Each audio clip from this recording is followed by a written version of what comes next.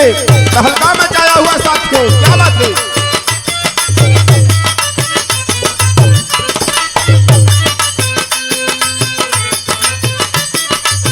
ओहो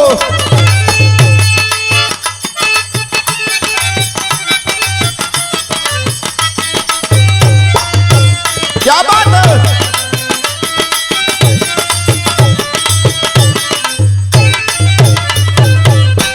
अच्छा भैया, आज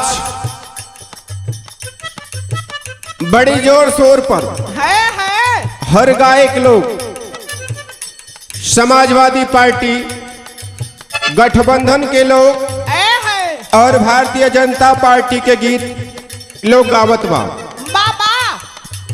आज जौने घटना से कांग्रेस पार्टी, बहुजन समाज पार्टी, समाजवादी पार्टी और सभी राजनीतिक पार्टी एक इतना बड़ा लोग हवा उछाला, वो झूठ के हवा।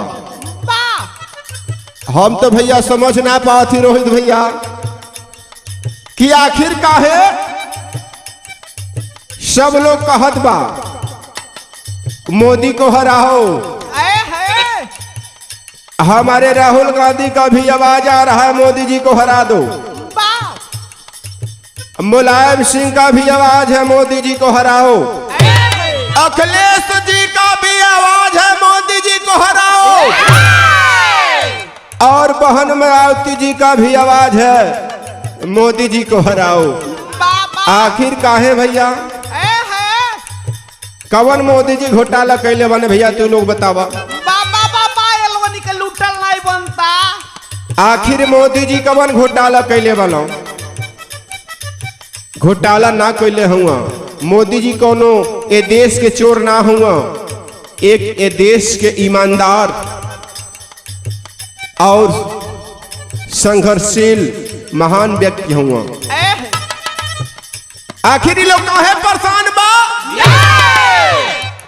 हम एक गीत से बताओ थे, एगो गीत आप लोग के करा पहले हम भेजनी कि 2019 में मोदी आई हैं। आप लोग के बहुत प्यार दुलार मिलल। आज एक झूठ में घोटाला की आवाज उठा के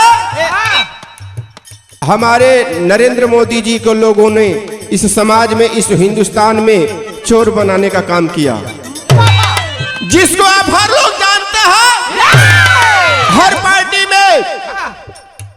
हर पार्टी में घोटाला हुआ है साथियों। बिहार से लालू जी आवाज देते हैं मोदी को हटा दो, लेकिन आज भी आज चारे घोटाले में बेचारे जेल में फंसे हुए हैं और मोदी जी को कहते हैं जेल से हटा दो, मोदी बेईमान है।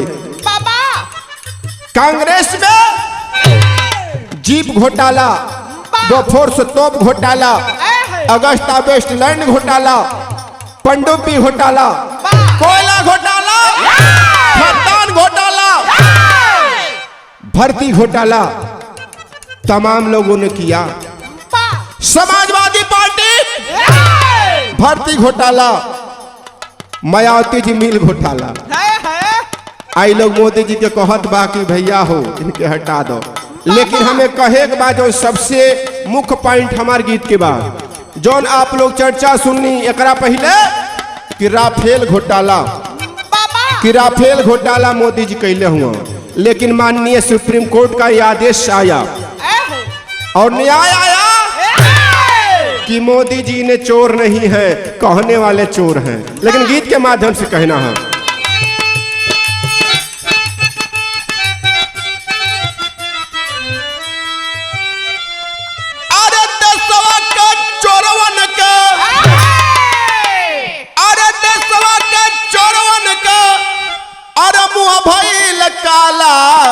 कहा गईल हो भैया राफेल घोटाला, कहा गईल हो भैया राफेल घोटाला, कहा गईल हो भैया राफेल घोटाला।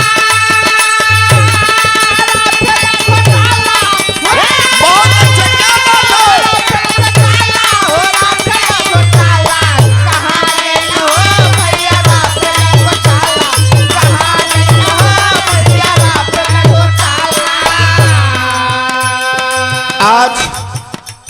सारे राजनीतिक पार्टियों ने मोदी जी को कहने लगा कि माननीय नरेंद्र मोदी जी ने चोर है और राफेल घोटाला किए हैं, और जो पूरा घोटाला किया उसको कोई कहने वाला नहीं है। लेकिन कहना है साथियों, सत्य कभी हारता नहीं है, सत्य परेशान होता है, लेकिन सत्य कभी पराजित होता नहीं है साथियों। अरे देशवा के बेईमान एकता बनवाला,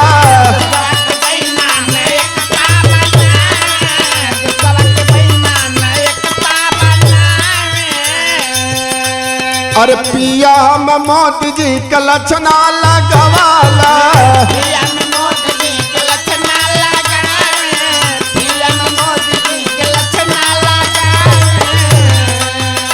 आज पूरे हिंदुस्तान के जितने भी लोग बेईमान हैं आज चारों तरफ से मोदी जी को घेरने के लिए तैयार हो गए हैं, लेकिन ऊपर वाला एकदम तैयार है मित्रों। अरे मोदी का जय सुनना, अरे कौनो निराला कहा गइल हो भैया राफेल घोटाला,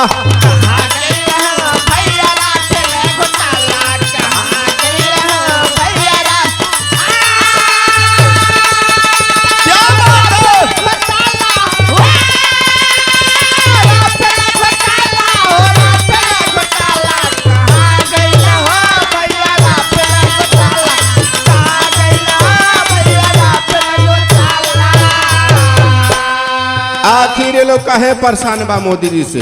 हम गीत के माध्यम से रोहित भैया बताओ थी, हमारे बिहार से दरभंगा जिला से हमारे लोकेश भैया यदुवंशी जी जो मीडिया पर भारी भाजपा के बहुत ही मेहनती कार्यकर्ता हैं और सच्चे सिपाही हैं, तमाम हमारे वहाँ से मित्रों और सांसदों का आशीर्वाद आया है कि सहाने जी आप समा फिल्म के तरफ से एक कैसेट और भेजिए पार्टी का गीत। लेकिन ये लोग कहे परेशान बा रोहित भैया, अरे चोरवा न पावत करे का चोरी,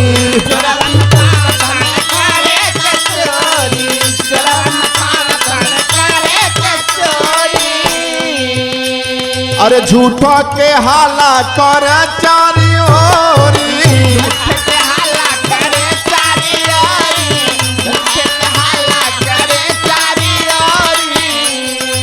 हमारे गीती पर आप लोग ध्यान दे। आखिर काहे जब एक नशा वाला आदमी के दिमाग से नशा खत्म हो जाए तो जरूर सोची कि कहाँ से हमें दारू मिले पिए के, कहाँ से नशा वाला सिर्फ पिए के मिले। अरे हो गई लागत बा मुराली बाबू, ये विपक्षी लोग के हम हाल बताओ थे। अरे हो गई लागत बा, अरे सब करनी खाला कहा गइल हो भैया राफेल घोटाला, कहा गइल हो भैया राफेल घोटाला, कहा गइल हो भैया राफेल घोटाला, राफेल घोटाला, राफेल घोटाला, कहा गइल हो भैया राफेल, क्या बात है, कहा गइल हो भैया राफेल घोटाला। और हम बताने जा रहे हैं, अभी तक तो हमने राजनीति की बात की मित्रों, और मैं बड़े अदब के साथ कहता हूं, चाहे किसी भी पार्टी के नेता हों, उनको आप सर जो भी गाय गा रहे हैं गाना, उनको सारगर्भित शब्दों से प्रयोग करें उनका नाम। चाहे कोई भी राजनीतिक पार्टी के नेता हो, हर नेताओं का सम्मान करने का आप हर गायक सीखें। जो भी जिस पार्टी का गाता हो, चाहे विपक्ष हो चाहे पार्टी हो, अपने नेता का चाहे विपक्ष नेता का नाम आप लोग और उसके साथ सही शब्दों का प्रयोग करें। लोग एक हवा गावल, तमाम गायक लगौलन,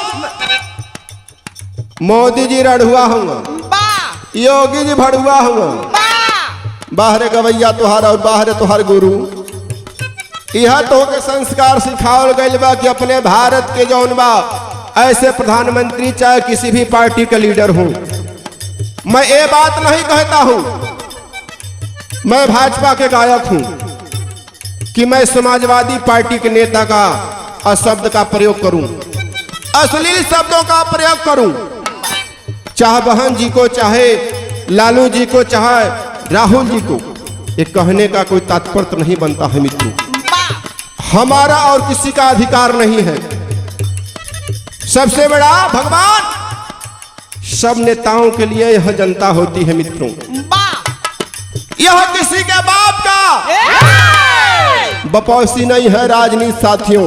चाहे नरेंद्र मोदी हो, चाहे योगी आदित्यनाथ जी हो, चाहे राहुल गांधी हो, चाहे अखिलेश हो, चाहे मायावती जी हो, लोग कहत बार अढ़ुआ हुआ भड़ुआ हुआ। ये बात से साबित होत बा कि जो जिस समाज में पला रहता है उसी तरह का उसका ज्ञान भी होता है रोहित भैया। लेकिन एक कड़ी हम जे ऐसन गायक लोग गावत बा ओकरे खातिर लिखले हैं। का कहना है? मोदी योगी के जे कहत बाटे रढ़ुआ,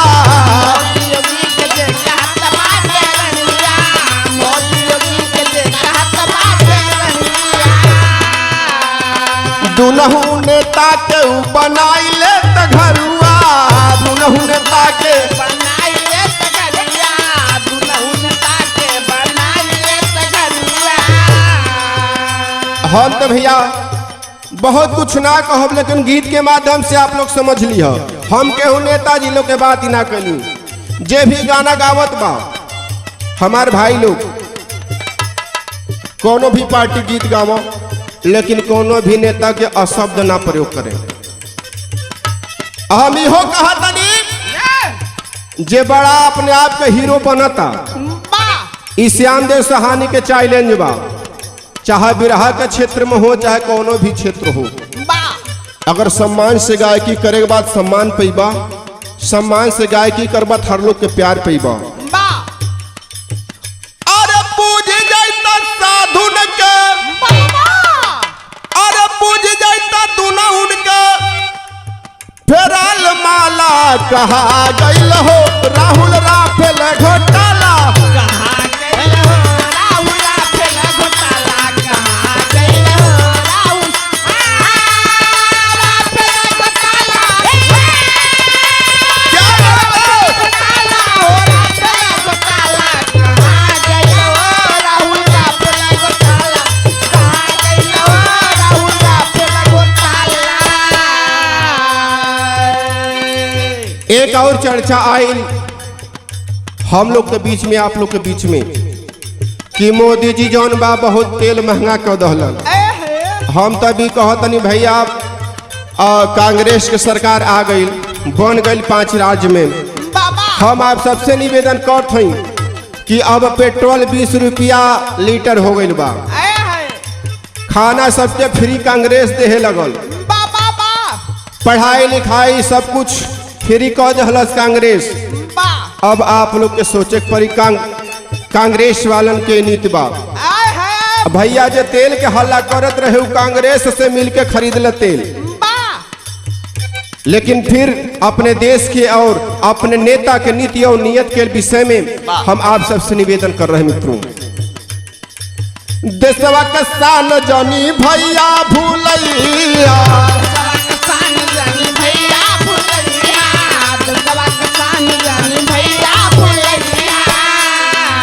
नरेंद्र मोदी जी के पीएम फिर बनैया, नरेंद्र मोदी जी के पीएम फिर बनैया, नरेंद्र मोदी जी के पीएम फिर बनैया।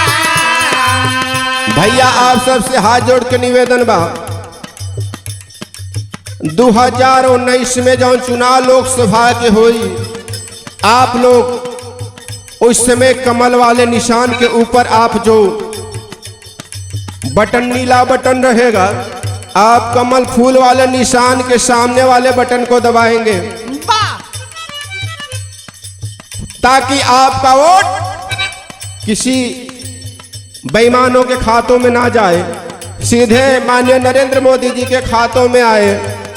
एक हवा आइल, ये सब जौन बा गठबंधन वाले और कांग्रेस वाले काला सब की ईवीएम मशीन के जौन बा नरेंद्र मोदी जी खरीद ले हुआ। बाहर आपकी सोच राजनीति करने वाले साथियों,